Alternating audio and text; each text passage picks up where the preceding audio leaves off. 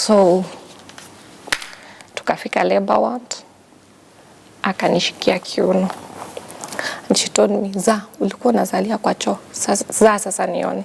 I was like, ningejuaje nilikuwa nazaa na uliniambia nikangoje daktari kule. That's what I asked her. And that's now when the real reality it can hit. Kweli mtoto anatoka. So the only prayer I could pray was, oh God, my child. Nilisema Mungu wangu, mtoto wangu. That's all I could say.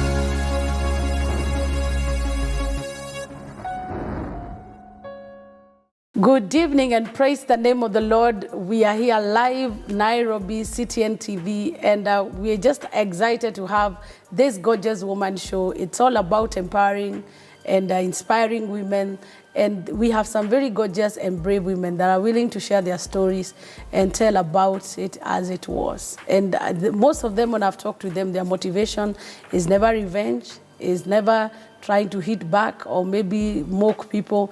Their intention is to share their testimony, that they can encourage somebody out there who feels they're in a dark place and they can't come out. And my guest today is Flomena Kawira, and her story is a story that has resonated with so many people. We appreciate all our health workers. We appreciate them for the great work they do. There are many great health workers out there that are doing a great job. But we also have some that are insensitive and are not doing their job correctly. And Flomena Kawira is a victim of such. During delivery, after delivery, she never received good nursing care. But here she is to encourage a woman that you can come out of everything. So karibu sana Flomena. Thank you so much. Karibu sana. Kawira almost tells me where you come from, but I don't want to make assumptions. Okay. Tell us about where you come from, grow up, do you have siblings, your parents? Okay. I am Flomena Kawira. I was born in Tharaka Nithi County. Okay. I've grown up there. Okay. I went to school like any other normal kid. Yeah. I have both of my parents alive. Oh, amen. Yeah. We are four. Two of my siblings are step brother and step sister. Okay. They are from the first wife to my dad. Yeah. Then the both of us, I and another brother, we are the two of us to my mom. Okay. So we are four. So according to the number of birth or age, what number do you gauge yourself? Okay, I'm actually the firstborn to my mom, and the thirdborn to my dad. To your dad? Yeah. Awesome. Wow, that's a great thing. It's always good to be in a blended family, especially when there is peace and there is unity. Sure. So how has it been growing up in a blended family? Do you fight over who is more closer to dad or who is closer to mom?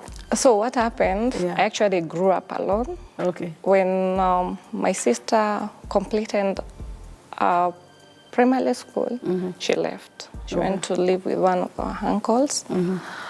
My brother, the younger brother, the second born brother was brought while we are grown-ups, just like this. He came.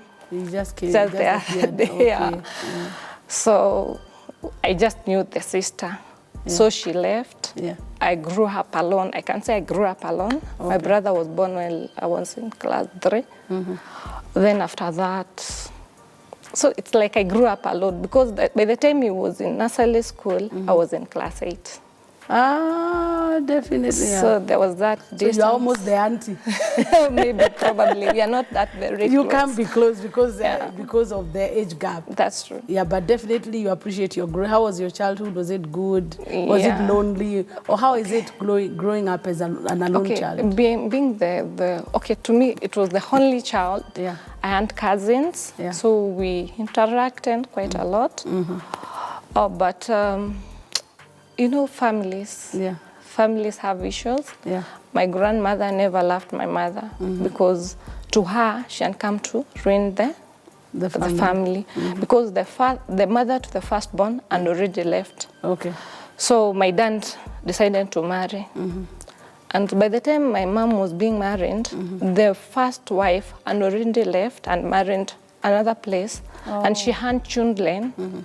I think she had 3 children. The last born is 3 years older than me. Oh, yeah. So she was already, she had left. But you know, the Kitambo. But the grandmother could not move on. She could not move on. Yeah. So she was always fighting me. Yeah. I could not go and play with other cousins. Yeah. So I lived.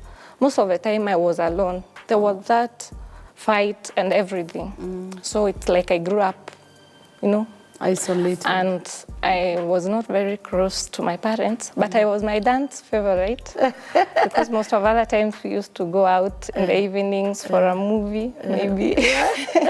Ile watoto kaeni chini. Tulikuwa tu tunaenda, like there were those, tule videos we used to go, kuna zile shops za video, we used to go out sometimes in the evening. So I know my dad loved me. Okay. Still does. Okay. Yeah. Wow, that's my guest, Kawera Flomena, and we are going to hear the rest of the story. See you after the break.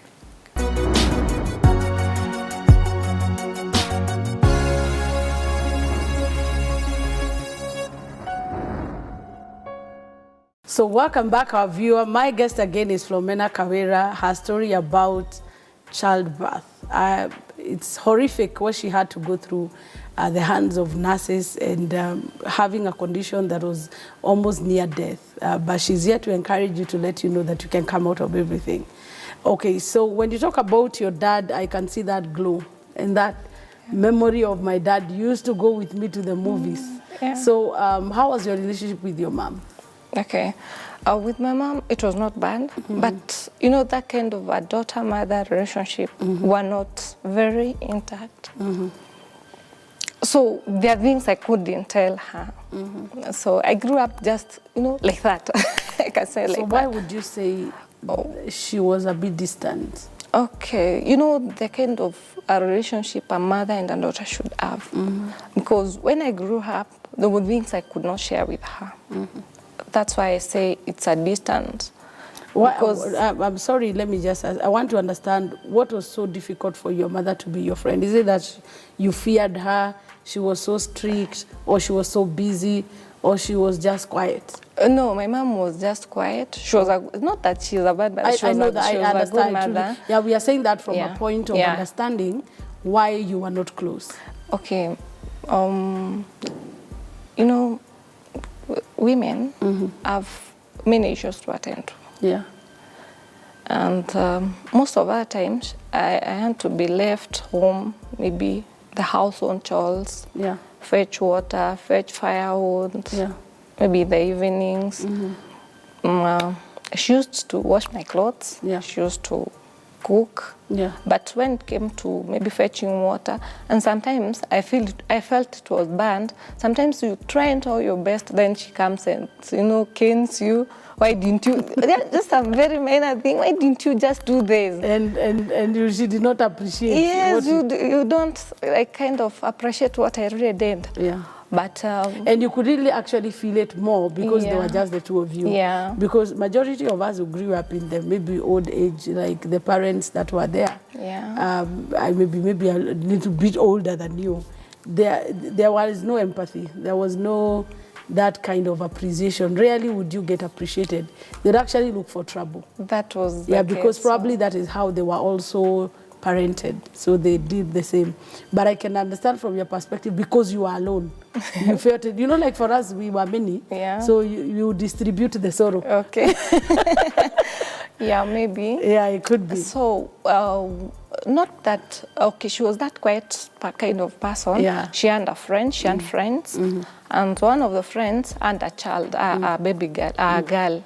So they used to ask us, why always do you keep to yourself? So you become just friends, you be interacting, munatembeleana. But I was not that kind of a person who was very social. You know, growing up with cousins, and most of the times your grandmother is fighting you because of the cousins. Yeah. So You felt not needed. Yeah. Like nobody really needed your company. Yeah, that's the way I grew up. So, yeah.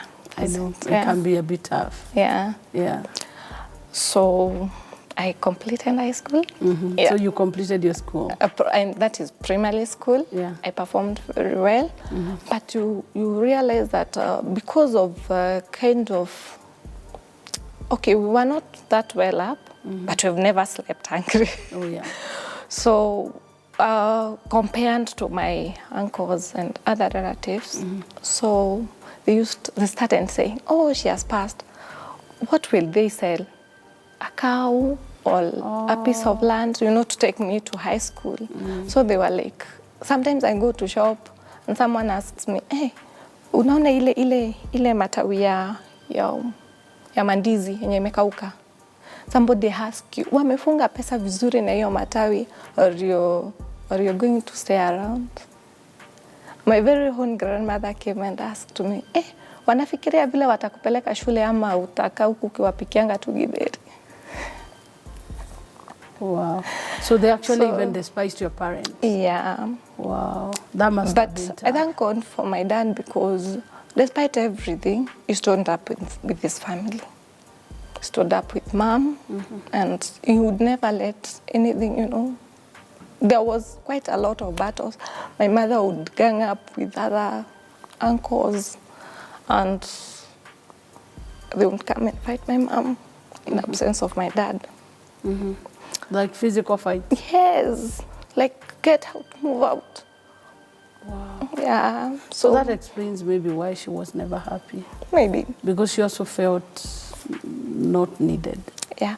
So we used to, sometimes she would come, beat my mom, the grandmother.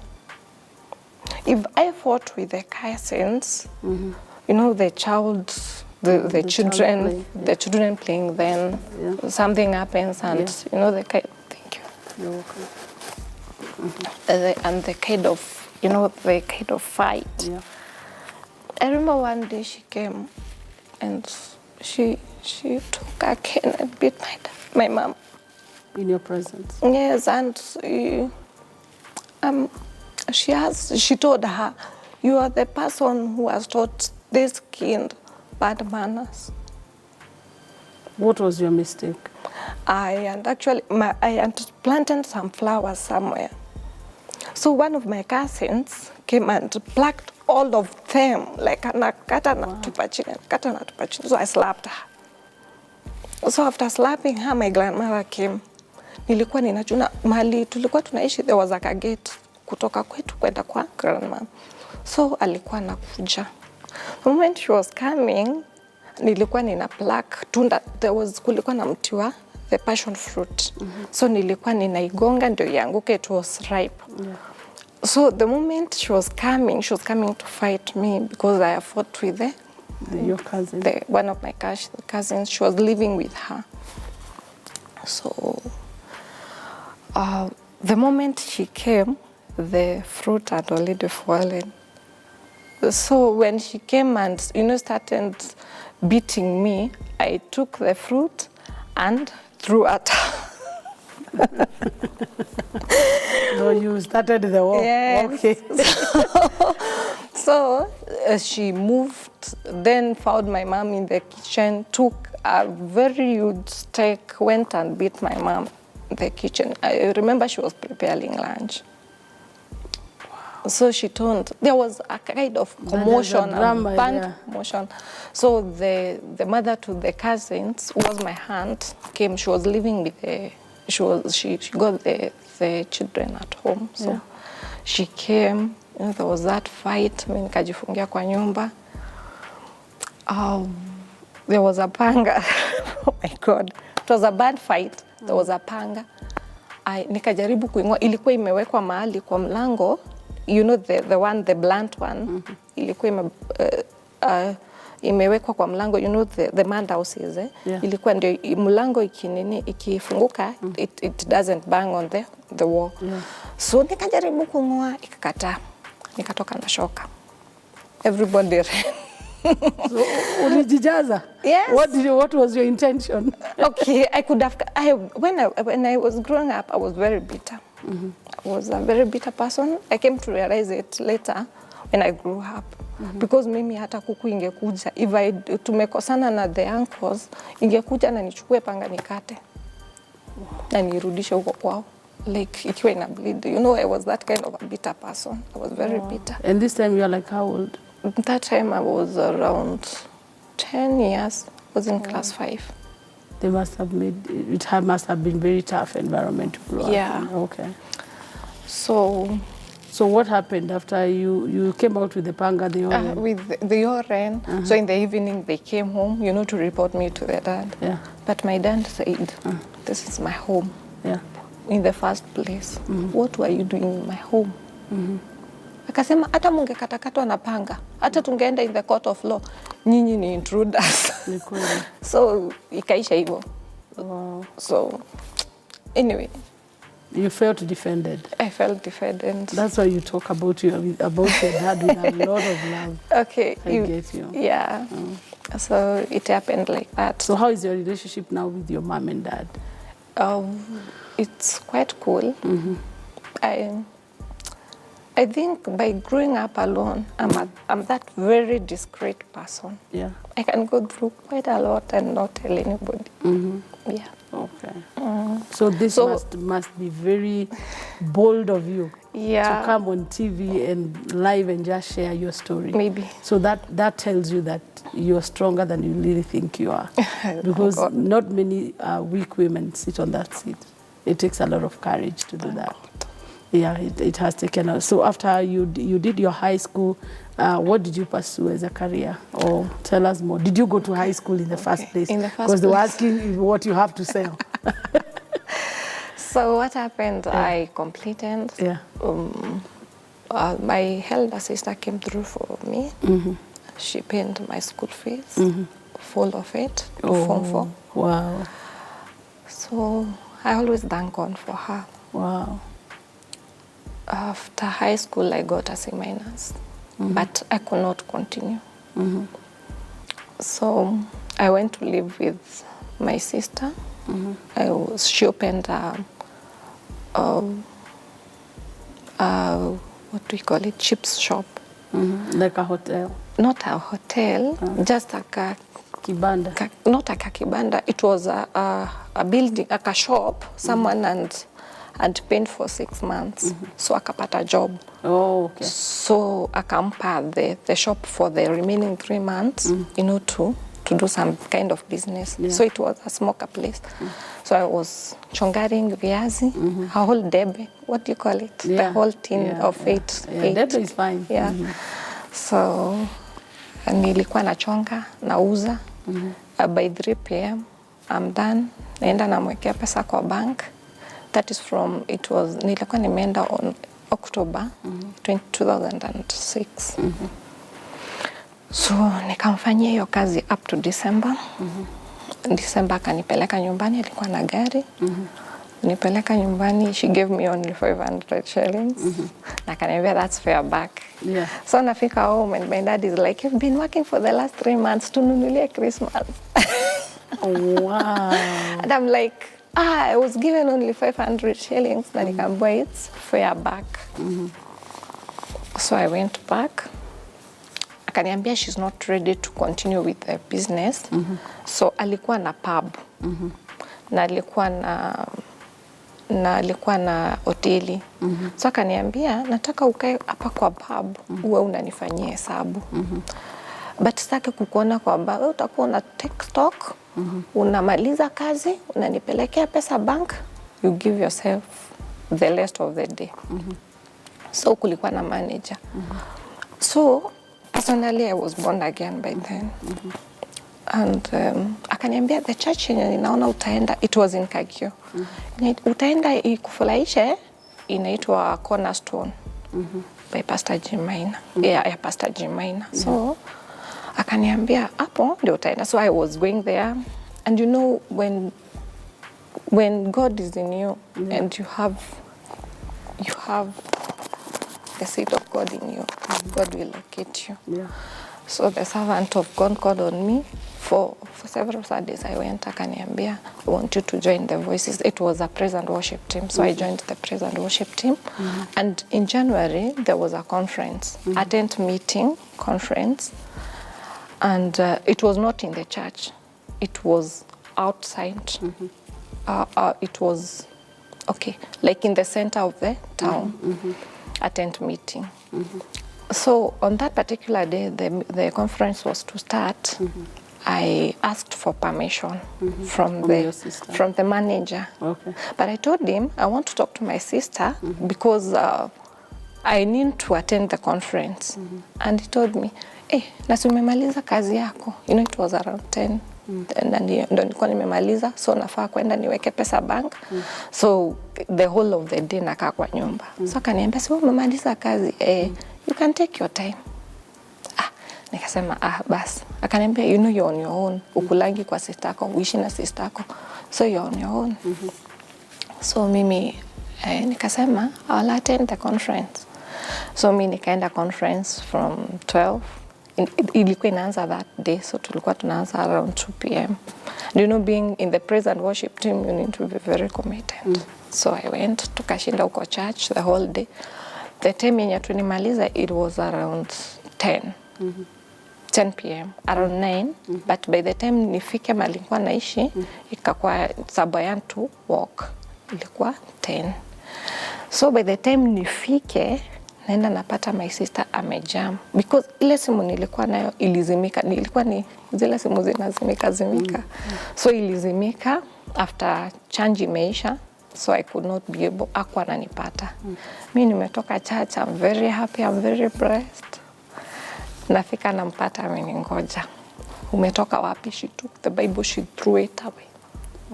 She told me you should be carrying condoms and not the Bible. Wow. Yes. So wow. Let's take a break, our viewer. That is a heavy one. Let's take a break and we'll come back and hear the rest of the story of Flomena.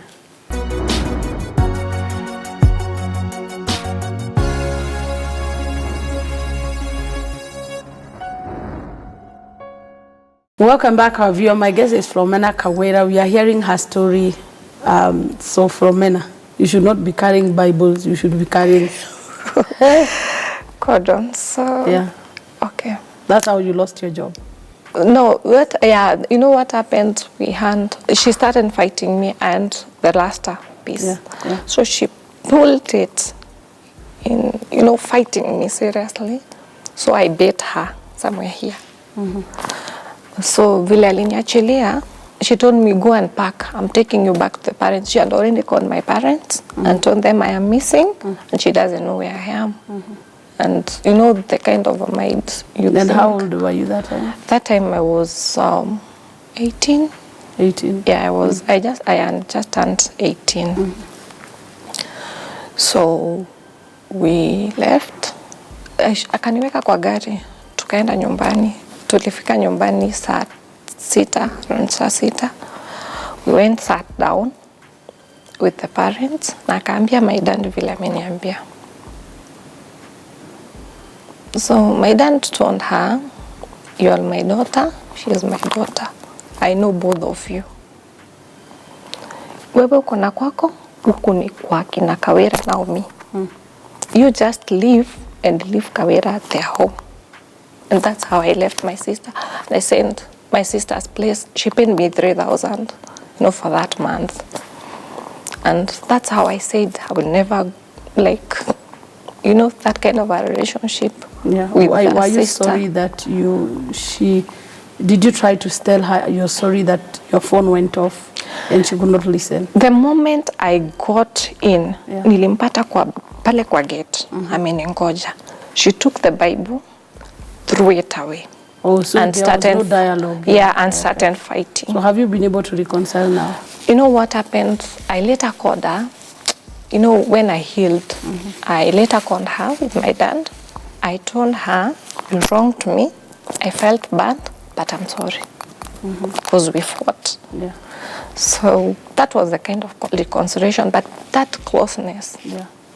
But I think she did well. If she educated you, she did well. Yeah, she deserves a little. One mistake should not make you It was not one. There was another time she had fought me while I was in class, Form 2. Oh, Form 2? Yeah. A serious war?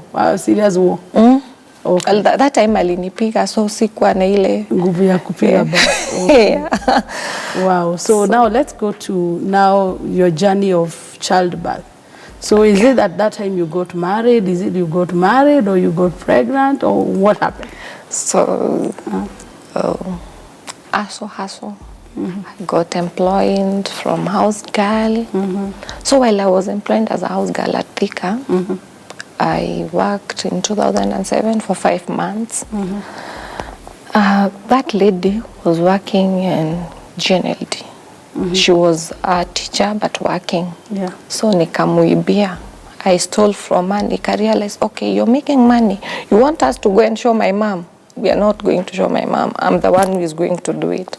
So nikafuta job na nika-enroll for the GNLD company. Nikampigia, nikamtumia pesa, nikakuwa registered.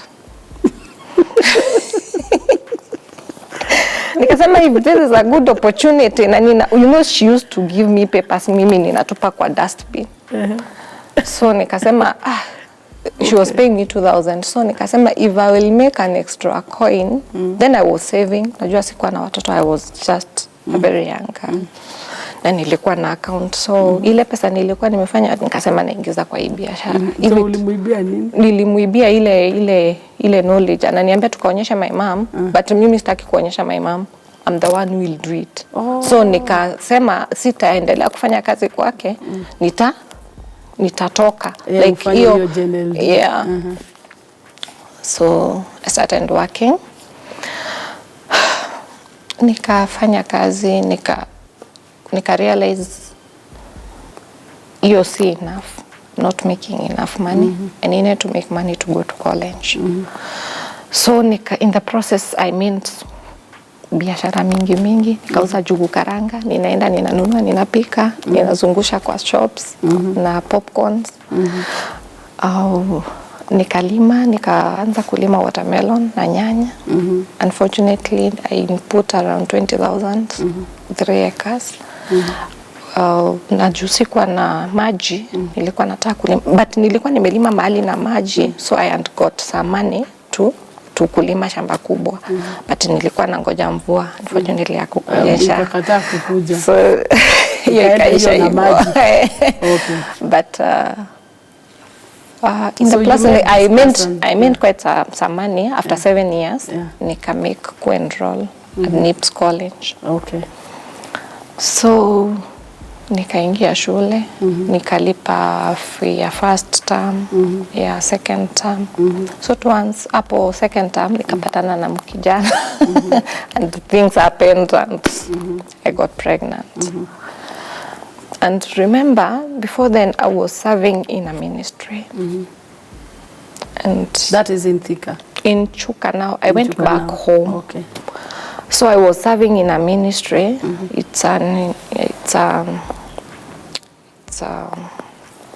Do I call it? There's a prayer center. Yeah. So I used to serve in the prayer center, you know, to welcome the guests and the sort. So I was that girl, that church girl. Though I used to work and do my things, most of the times I was being contacted upon by the servant of God to go and guard the prayer center, and I used to pray a lot. So I was, even to some extent, my dad would say, hey, huyo ni mtoto wa bishop, so don't ask me anything about her. Wow. So ilikuwa imefika hapo. So that's now, you know, there were so many battles in the church. That's why I decided to live, because I was being fought from right, left to the center. Because I was doing the general business, and you know, meeting people in public places, you meet with all sort of people. So unasikia huyo msichana anashindanga akiongea na wanaume, anashindanga, you know. Yeah. That kind of gossip. So that made you leave church? Na hata tulikuwa tunakaa like in public places, because you need to talk to these people. These are the kind of people you're meeting and selling your supplements to. So bishop anapelekewa vitu. So there was too much that I couldn't bear. So I decided to leave, but leave and go to school.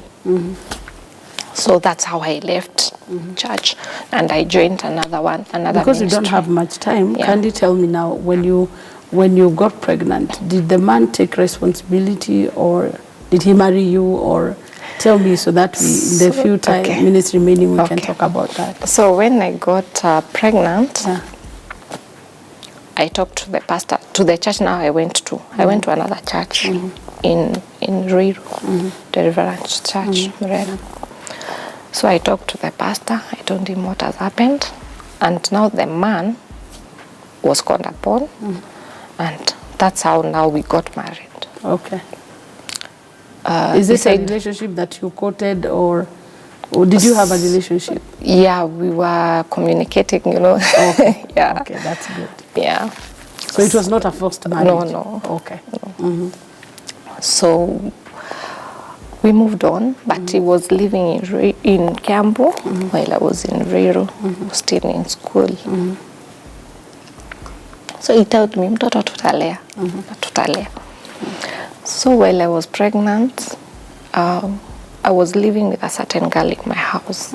So she was very caring, and I really loved that girl.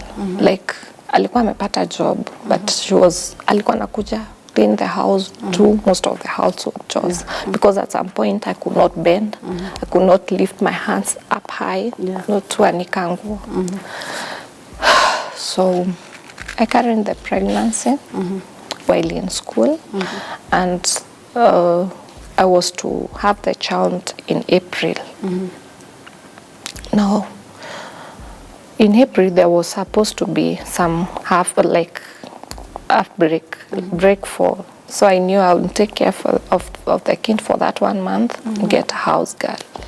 Unfortunately, in January 2013, I fell off in the house. Nilikuwa nimekalia ndoo. Nikasema, Carol is so concerned. She's doing quite a lot. Let me wash the utensils. By the time she comes, she'll cook. And, she'll not feel like I'm a burden to her. So I sat on a kapel kando. Kakwa na maji. So in the process, there was a plate behind me. Nikiwa naichukua, I fell off. Nikakuka kwa floor. In fact, I never saw like it was anything. It was on a Friday. So I had a friend, I used to visit her very much. I loved her. She was a Ruya. So nilikuwa naenda kwake ndio nipikie ugali. Loved ugali. So nikaenda kwake. So nikiwa kwake, I saw some kind of staining. So nikamuuliza, she had 3 kids. Nikamuuliza, na mtu akikaribia miezi 7 anaonanga hizi vitu. I had already started the normal clinics and gone and attended to clinics. So I asked her, do people see these kind of things? She told me, no, but you need to go to the hospital. It was nothing to me, because hapo katikati, before I got pregnant and everything, I had an ovarian cyst. So I thought it's the one that is causing that. Yeah. So I went back home. Nikalala vizuri on Friday. On So Saturday, you did not listen to the counsel you were given by the experienced mother? No. Okay. But she told me it's nothing much. Yeah. No? So I took it like to be nothing much. So I went home. On Saturday, now pain started, which I didn't know, because when I had the ovarian cyst, it was 9 centimeters. It was very painful. So it was supposed to be removed. I never told my mother, but my bishop knew I was sick. So she told me, go tell your mother so that you can go for surgery and have it removed. So in the process, ndo nilikuwa naenda shule very sick. Sometime when I was getting some painkillers from some chemist, akaniambia, you cannot take 2 painkillers. You need to tell me what the problem. So they prescribed a medication that I was supposed to take. Ilikuwa inaitwa DF-118. You can't buy without prescription. So the moment I started taking on that, the pain subsided. So you imagine it's still the same pain? Yeah, so I imagined it's still the same pain now after pregnancy, because I understand for quite some time before I experienced that pain after even leaving the medication. So it started. I told my man, he told me, probably ni vile ulikuwa unaumwa. Because hata naye nilikuwa namwambia what I was going through. So that Saturday nikalala, pain ikakuwa too much. But now yeye unajua naishi Kiambu na mimi naishi Ruiru with the girlfriend. So tukalala, asubuhi nikamwambia Karo, ninaenda hospitali. Nimekuwa nikiumwa usiku wote and I don't feel like that pain is good. So I went to hospital on Sunday morning. On going to the hospital wakanituma lab. I didn't have money. So Karo ndiye alikuwa akaniambia mimi nitaenda church kwanza. Nikitoka church nitakuja nikuone. That very day nilikuwa nimeagiza some things from Chuka. Yeah. So sina pesa, wamenituma lab. Na nangoja Karo ndio yani akuja ni pesa money. In the process nikatoka with my pains. You know, to me, I feel like naenda hospitali nitritiwe, nirudi nyumbani. To wait for you are not I'm not know aware. what you're expecting. Yes, yeah. I'm not aware whether it's labor pains. Yeah. Like, it's just normal. You know, having gone through so much pain previously, so I thought just normal. So I went to the stage from Ruiru District Hospital, kwa mainland highway. Nikachukua mzigo. Carol came, she gave me the money, I paid. Nikaenda lab, there was no infection, the pressure was okay. You know, ulianguka, you know, I fell on Friday, hapana. Umegongwa, hapana. You know, daktari akijaribu kwa certain what could have been the cause. But to me, I couldn't remember and fallen off on Friday. So, akaandika hapo forced labor, wakanipatia antibiotics na Panadol. Nikarudi nyumbani, tukarudi na Karo wangu. By the time tufike kwa gate hivi, bleeding ilianza kutoka. Nikaingia kwa nyumba, I changed. I called my pastor. Nikamwambia pastor, iko hivi na hivi na hivi. I've been in hospital the whole day. It's like this. So the pastor told me, okay, tutaomba, but turudi hospitali. If it were not for those ones, mimi ningekaa kwa nyumba tu. The ignorance of a first-time mother. Yes. Okay. So I went back. On getting back to the hospital, I found the CEO, the clinic officer. It was a lady. She told me, then the nurses were on strike. Okay. They wanted a nurses council. So I could not be able to kind of, you know, get admitted. She told me, I will not admit you. There are no nurses. Okay, just hold that thought. Have you? That's the sad story of from Mena Kawera. We'll hear the rest of it after the break.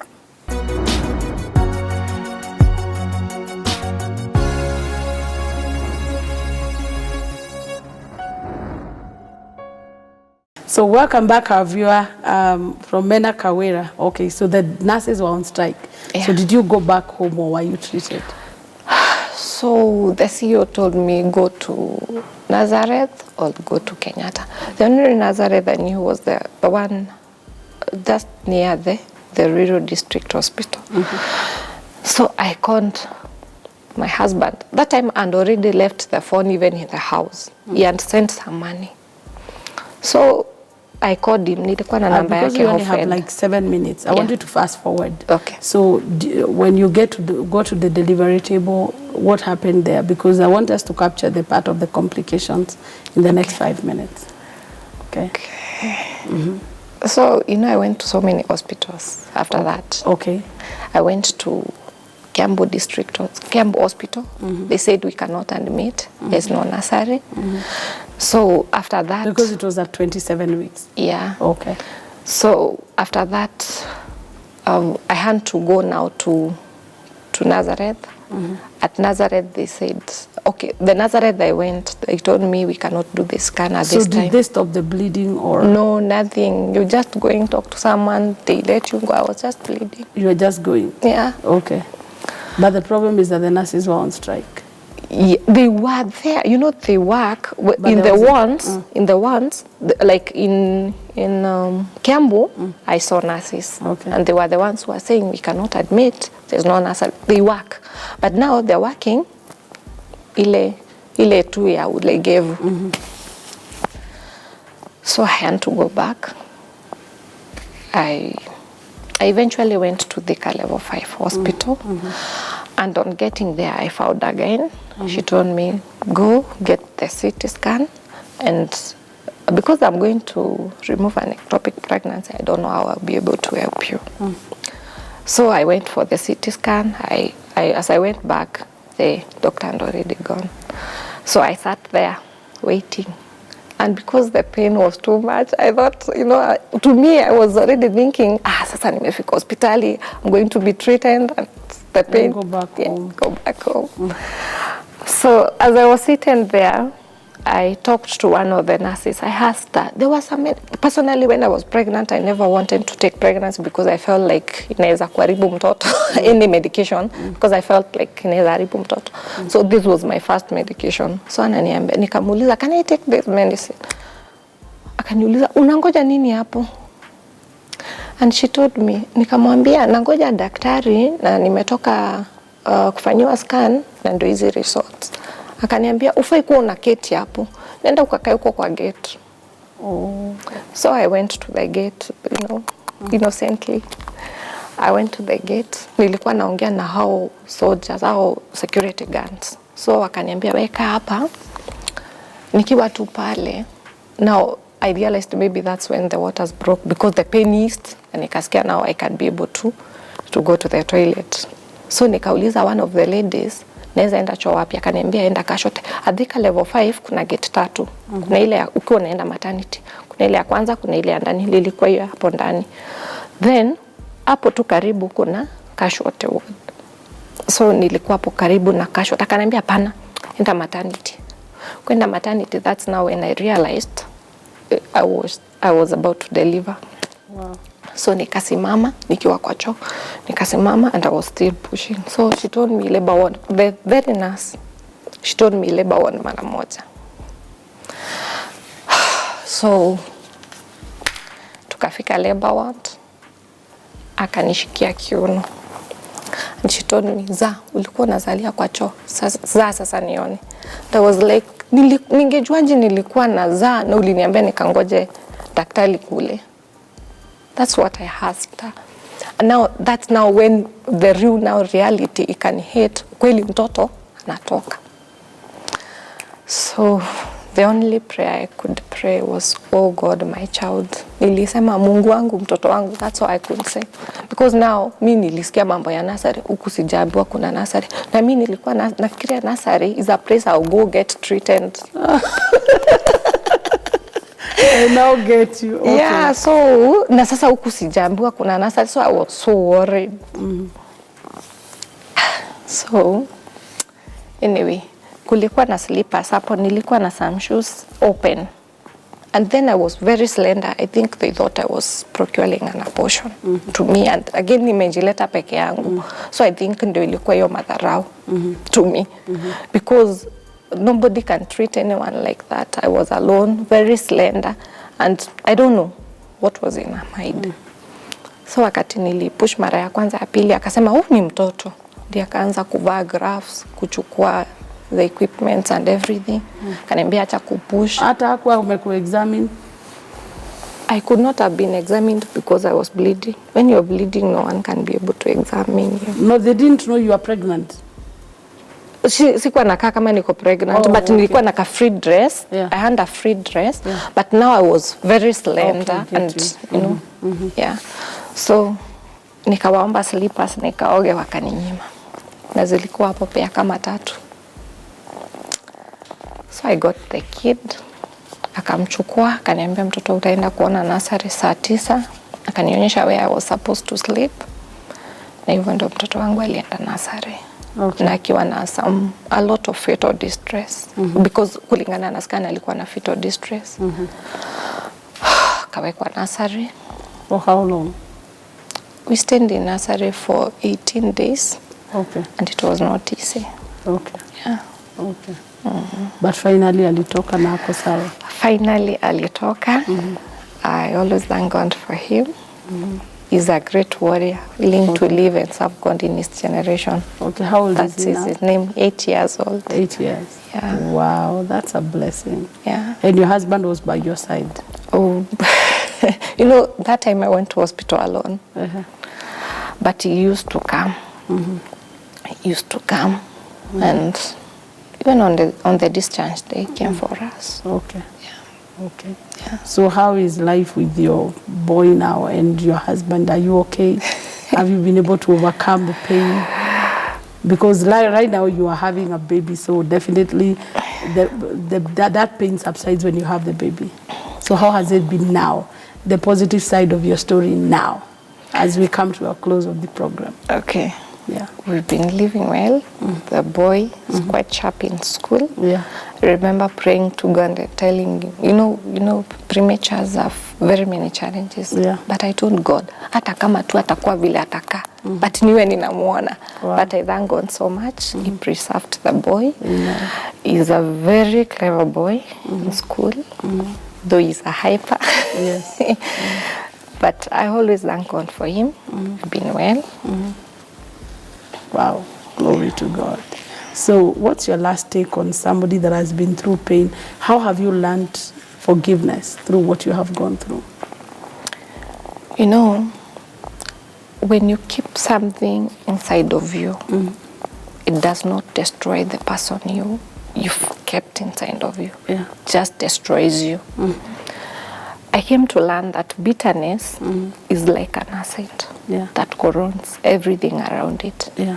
So maybe if I was to remain bitter and, you know, nikae nimebeba everybody that has ever pained me, today my life wouldn't be straight. Like I would be having so much burden. And maybe I would be looking older than the way I do today. It's true. So when you forgive, you let go. Yes.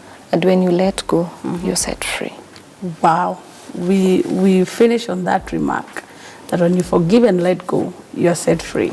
Don't allow bitterness and forgiveness to weigh you down. No matter what the enemy has done against you, there's always a positive side of the story. See you after the next episode. God bless you.